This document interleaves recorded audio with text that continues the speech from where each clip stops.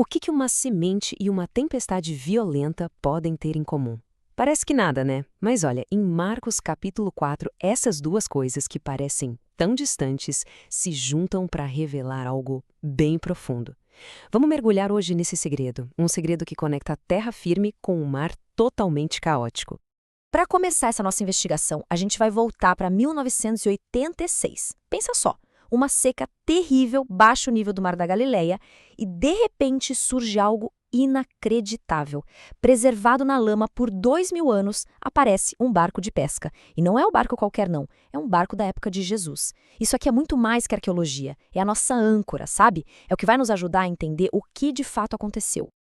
Então, vamos lá achar esse barco. É fundamental. Por quê? Porque ele prova que as cenas que a gente lê em Marcos 4 não são, uma lenda.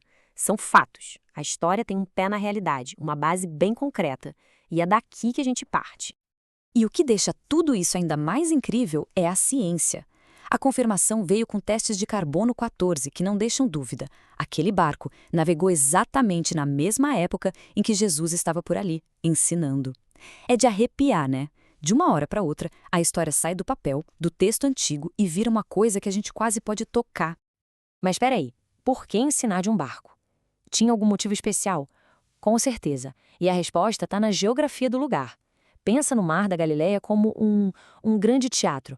As encostas em volta formam uma espécie de anfiteatro natural. Então, quando Jesus usava o barco como um palco flutuante, a voz dele viajava pela superfície da água e subia pelas encostas, alcançando milhares de pessoas. Uma solução de acústica simplesmente genial para uma época sem microfone nenhum. Ok, então, com todo mundo ouvindo bem, do barco, Jesus começa a ensinar. E o método que ele usa são as parábolas. Olhando de primeira, parecem só umas historinhas simples sobre a agricultura, sobre o campo. Mas a gente vai ver que o buraco é bem mais embaixo. São lições muito profundas, que faziam todo sentido para o dia a dia daquelas pessoas. Agora tenta se colocar no lugar de quem estava lá ouvindo. Imagina ser um agricultor daquela época escutando a parábola do semeador. Para essa gente, não era uma metáfora difícil de entender, não. Cada tipo de solo que ele descreveu, o caminho batido, as pedras, os espinhos, a terra boa, era o que eles viam todo santo dia. Era a realidade deles. Jesus estava pegando o mundo deles, o que eles conheciam na palma da mão, para explicar uma verdade espiritual. O jeito como cada coração reage à palavra de Deus. Depois vem a parábola do grão de mostarda, que é uau. O ponto aqui é teológico, mas é muito poderoso. O que Jesus está dizendo é que o reino de Deus começa de um jeito quase invisível. Pensa numa sementinha de mostarda, minúscula, mas por causa de um poder que vem de dentro, um poder divino, ela cresce e se torna uma coisa enorme, gigante. O recado é claro, o crescimento não depende do nosso esforço, mas da vida que o próprio Deus colocou naquela semente. Bom, o dia de ensinamentos acaba. Jesus e os discípulos sobem no barco para atravessar o mar. E é exatamente aqui que a cena muda drasticamente. A lição tranquila sobre sementes plantadas na terra vai dar lugar a um teste de fé, no meio de uma tempestade. Menos 208 metros. É isso mesmo, 208 metros abaixo do nível do mar. Essa é a altitude do Mar da Galileia. E esse número pode parecer só um detalhe, mas ele é a chave. É ele que explica por que as tempestades ali são tão famosas e tão repentinas e perigosas. Basicamente, por ser tão baixo, o mar vira uma armadilha para o ar quente e úmido. Aí, de repente, um ar frio e pesado desce com tudo das montanhas em volta. Quando essas duas massas de ar se chocam, pronto, é vento violento e ondas gigantescas do nada. O resultado? Até pescadores super experientes, gente como Pedro e André, que cresceram ali, ficavam apavorados. Não era uma tempestadezinha qualquer, era algo violento, imprevisível. Eles sabiam que podiam morrer. E enquanto tudo isso acontecia, Jesus estava dormindo. Então ele acorda e com duas palavras, só duas palavras, ele repreende o vento e o mar. Para a gente entender o peso disso no pensamento daquela época, o mar agitado era mais que água. Era um símbolo do caos, das forças do mal. Então, ao acalmar a tempestade com a voz, Jesus não está só fazendo um milagre.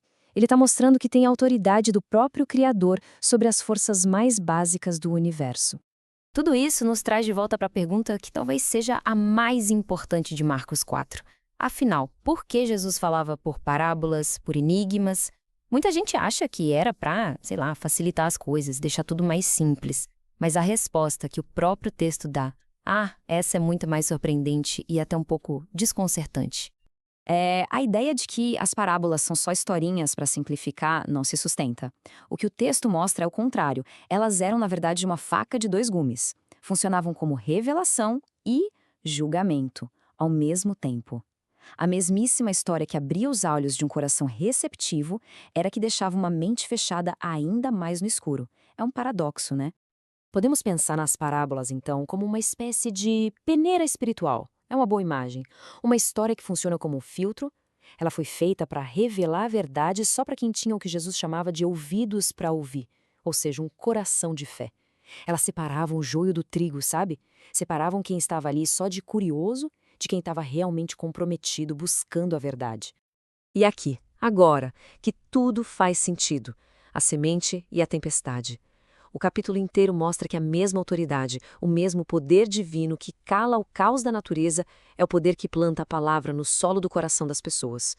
O poder que domina o mundo lá fora é o mesmo poder que gera vida aqui dentro. Vem tudo da mesma fonte.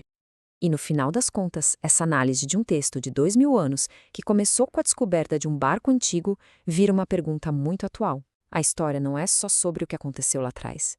Ela serve como um espelho, desafiando cada um a pensar sobre a própria receptividade hoje.